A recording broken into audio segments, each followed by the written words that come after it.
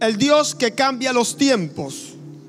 No solamente Dios cambia los tiempos, nos cambia hasta los nombres.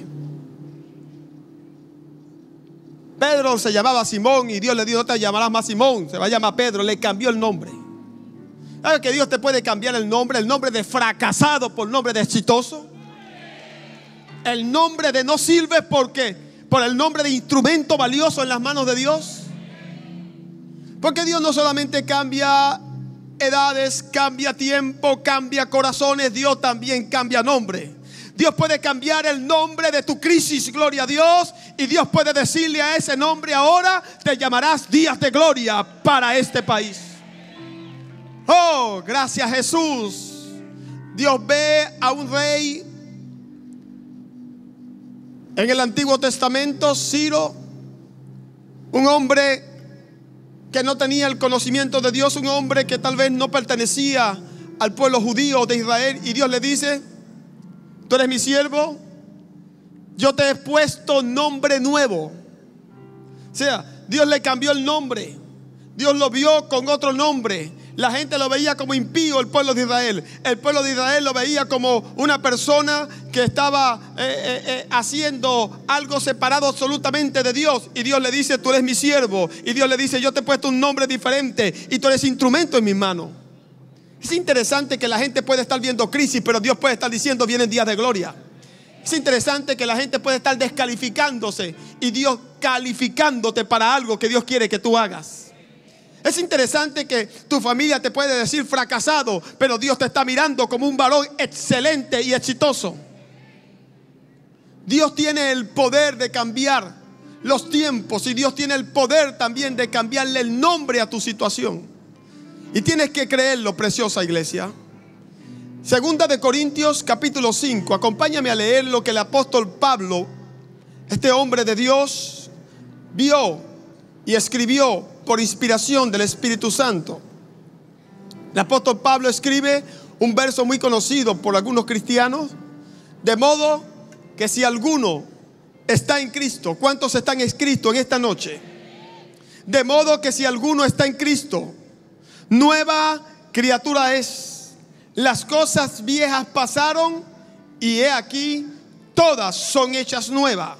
El apóstol Pablo le está diciendo a esta iglesia, el apóstol Pablo le estaba escribiendo a la iglesia de Corintios, que el que tiene a Cristo en el corazón, Jesús hace una obra regeneradora en esa persona, la cual le borra el pasado, la cual le anula su pasado. No importa el pasado que hayas tenido, no importa lo que tú hayas sido antes, Dios tiene el poder de borrar tu pasado y escribirte una nueva historia y un nuevo futuro.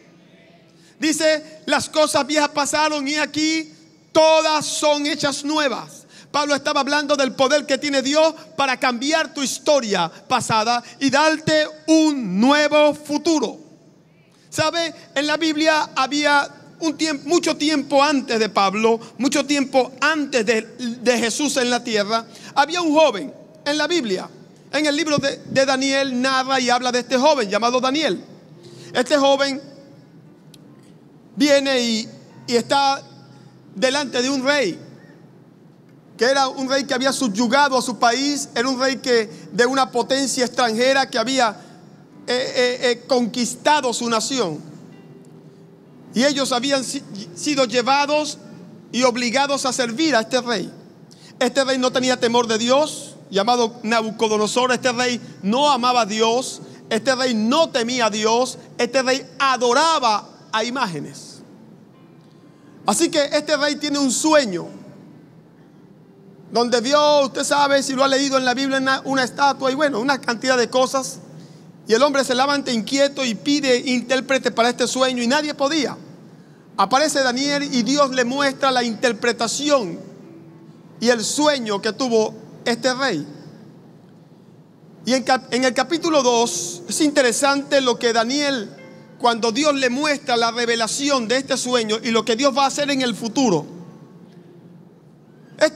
Daniel escribe lo siguiente en el capítulo 2, verso 20. Miren lo que dice, pónganlo en pantalla por favor. Capítulo 2 del libro de Daniel, verso 20, léalo en su Biblia. Y Daniel habló y dijo: sea bendito el nombre de Dios de siglos en siglos, porque suyos son el poder y la sabiduría. Verso 21.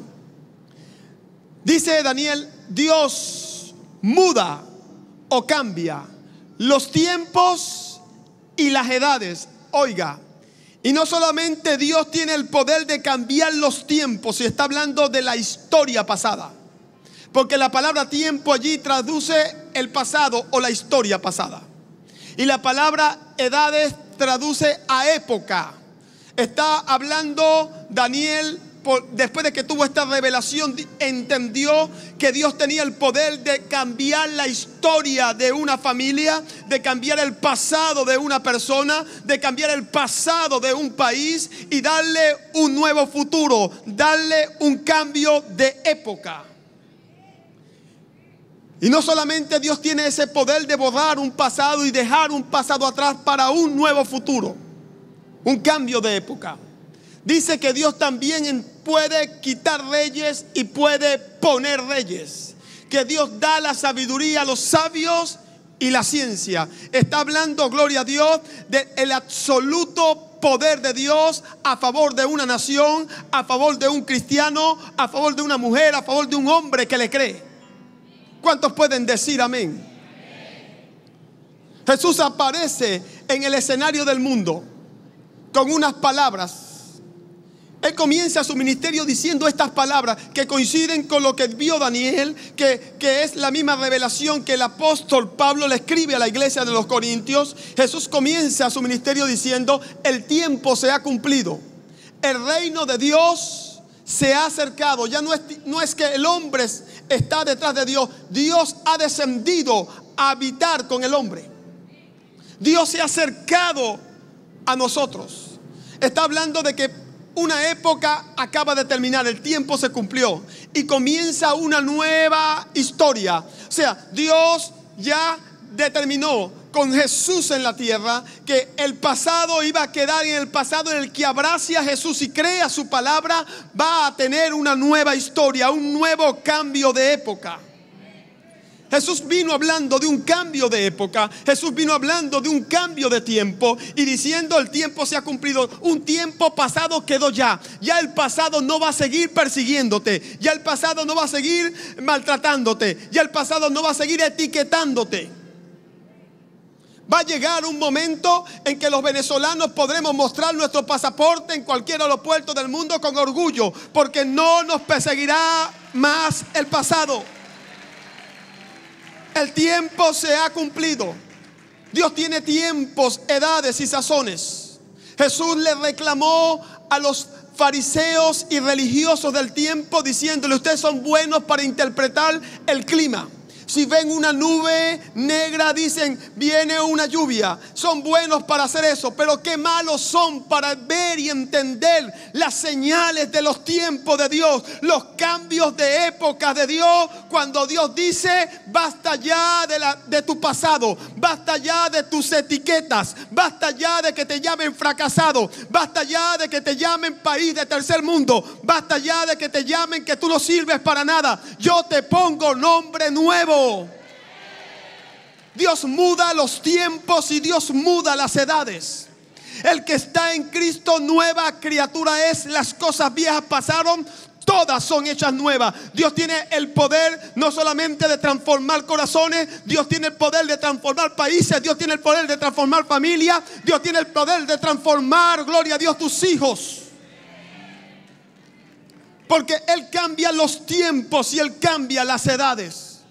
Dios tiene el poder de transformar tu pobreza en riqueza. Dios tiene el poder de transformar tu lamento en baile. Dios tiene el poder de transformarte, gloria a Dios, de un fracasado a un exitoso.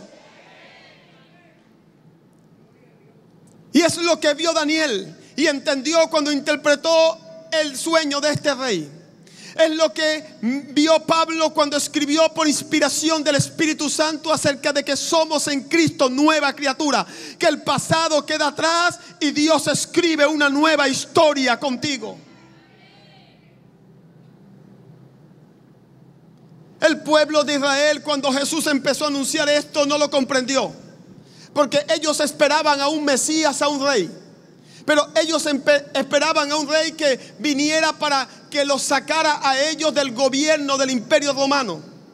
Un imperio despiadado, un imperio sanguinario, un imperio que gobernaba a Israel con violencia. Así que ellos esperaban la liberación a través de este Mesías, que ellos aspiraban que se convirtiera en su gobernante y expulsara a los romanos. Así que ellos estaban esperando un rey que tomara posesión política en el gobierno para que los liberara. Aparece Jesús y ellos estaban esperando en Jesús un cambio de gobierno. Pero Jesús no vino, gloria a Dios, para empezar una revolución cambiando gobierno. Jesús vino para empezar una revolución cambiando primero corazones. La gente espera, gloria a Dios, liberaciones de una manera, pero Dios viene a liberarnos de otra, que por cierto es la más importante. Porque el que el Hijo del Hombre libertare será verdaderamente libre. Jesús comienza entonces este cambio de época liberando corazones. Jesús comienza trabajando y cambiando primero corazones. No podemos cambiar nada afuera si antes no cambiamos dentro. No podemos cambiar un país afuera si primero la iglesia no cambia dentro. Así que toda obra de Jesús comienza en los corazones. Todo cambio de época anunciado por Jesús comienza en los corazones. Tiempo después del mensaje de Jesús, tiempo después de esta revolución de Jesús, tiempo después en que Jesús sube al cielo, oh gloria a Dios, y quedan discípulos predicando este glorioso evangelio. Los parecía a simple vista que las aspiraciones de Israel de ser liberado de la esclavitud, de ser liberado de la pobreza, de ser liberado de este imperio sanguinario, habían sido solamente sueños. Ahí no había pasado nada. Jesús ya había muerto, ya todo se había acabado, pero no era así. Dios y Jesús había comenzado la más grande revolución que el mundo haya conocido, porque dividió el mundo en dos, en antes de Cristo y después de Cristo. Estos discípulos comenzaron, gloria a Dios, con un cambio en sus corazones, a proclamar una palabra a un país, a proclamar su palabra a un imperio sanguinario. Comenzaron a predicar, comenzaron a estar en las calles, comenzaron a anunciar a Jesús. Comenzó un cambio en los corazones de ellos, y fue ese cambio siendo llevado y ese mensaje a los corazones de todo el país. Tiempo después, mucho tiempo después, estos cristianos, gloria a Dios, conquistaron Roma, y el imperio romano cayó, gloria a Dios, por el poder de la iglesia de Jesús. Los cambios que los venezolanos quieren tienen que comenzar por la iglesia de Cristo, pero tienen que comenzar primero en el corazón de las personas, producto de un mensaje. Ese mensaje en el corazón de un país que lleva años escuchándolo, años en las calles, en algún momento va a traer, gloria a Dios, un cambio económico, un cambio político, un cambio en todas las áreas de un país, porque así siempre ha hecho Jesús. Iglesia, no dejemos de predicar. Por eso salimos mañana a nuestras megasopas. Por eso salimos mañana, gloria a Dios, a predicar a Jesús. Por eso no nos detenemos. La gente dice, pero la economía es igual, pero todo es igual, pero los corazones no siguen igual, porque la palabra que se predica nunca pasa vacía. Cuando yo veo el modelo de cómo la iglesia primera conquistó, gloria a Dios, yo veo a una iglesia en Venezuela conquistando. Yo veo a una iglesia en Venezuela haciendo lo que hacían estos discípulos, predicando pese a persecuciones, pese a oposiciones, pese a esto, pese a aquello, y al final obtuvieron la victoria. Creo la palabra profética, vienen días de gloria. Creo, gloria a Dios, que estamos en la senda correcta. Creo que predicar el mensaje de Jesús va a traer los cambios en los corazones, y esos cambios en los corazones traerán otros cambios que el país anhela y necesita. Pero como dijo mi Señor Jesús, separados de mí, nada podéis hacer. Juan capítulo 5. Miren a mi Señor Jesús trayendo cambios.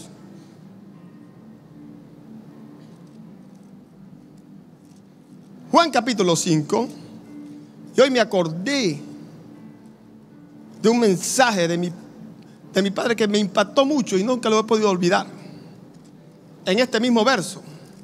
Y no puedo dejar de recordar las palabras de este mensaje. Porque por cierto, es que la palabra, cuando está en el corazón, siempre está allí. ¿Sabe que Jesús dijo que todo escriba docto o todo maestro con destreza en la palabra saca de su corazón cosas nuevas y cosas no tan nuevas? Pero mire lo que dice la Biblia en Juan capítulo 5, y donde mi padre una vez desarrolló un mensaje que nunca olvido. Pues bien, mira esto. Capítulo 5, verso 1. Después de estas cosas, había una fiesta de los judíos y subió Jesús a Jerusalén. Y hay en Jerusalén, cerca de la puerta de las ovejas, un estanque, llamado en hebreo Betesda, el cual tiene 5 pórticos. En estos yacía una multitud de enfermos, ciegos, cojos, paralíticos que esperaban el movimiento del agua.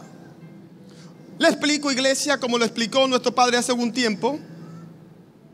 Era un estanque que estaba rodeado por unos muros. Esos muros tenían 5 pórticos. Pórticos no son puertas, son puertas chiquitas.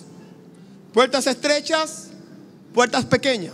5 para llegar al estanque.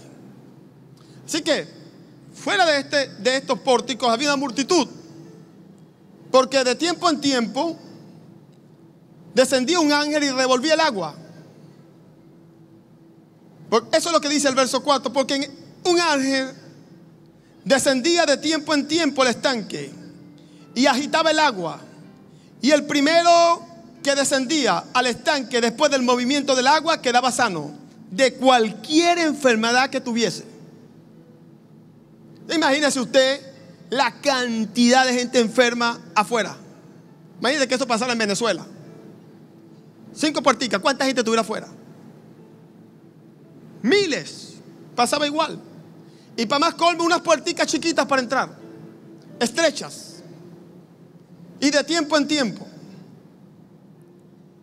Y había allí un hombre que hacía 38 años que estaba enfermo. ¿Usted está oyendo, iglesia? 38 años enfermo.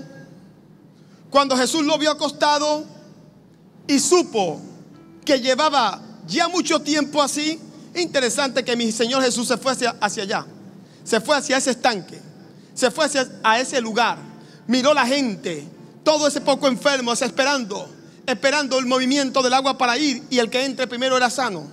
Todos allí pendientes. El que tenía mayor habilidad o menor discapacidad podía meterse de primero. Así que esto era una carrera de los más hábiles. Y si no tenía la posibilidad yo hacerlo, si tenía unos amigos que estuvieran ahí y me llevaran, era el que tenía las conexiones, como predicó mi padre en ese tiempo. Jesús lo ve a este hombre con 38 años, postrado. Llevaba muchos años en ese lugar esperando la oportunidad de entrar a las aguas. Jesús lo ve y le dice: ¿quiere ser sano? Mire qué pregunta. Él le respondió: no tengo. Es lo que muchos dicen: no puedo, no tengo, no soy, no sirvo. Nuestro país está en crisis, país de tercer mundo. No tengo quien me meta en el estanque cuando se agita el agua, y entre tanto que yo voy, otros descienden antes que yo. Mire la explicación que él le da. ¿Cómo yo puedo ser sano en este sistema?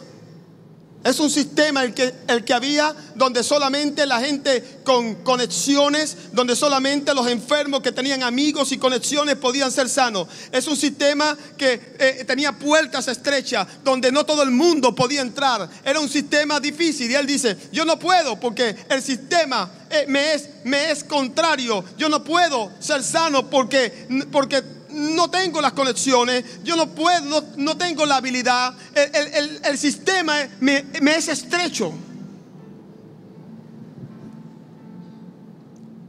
Jesús le dice: levántate, toma tu lecho y anda.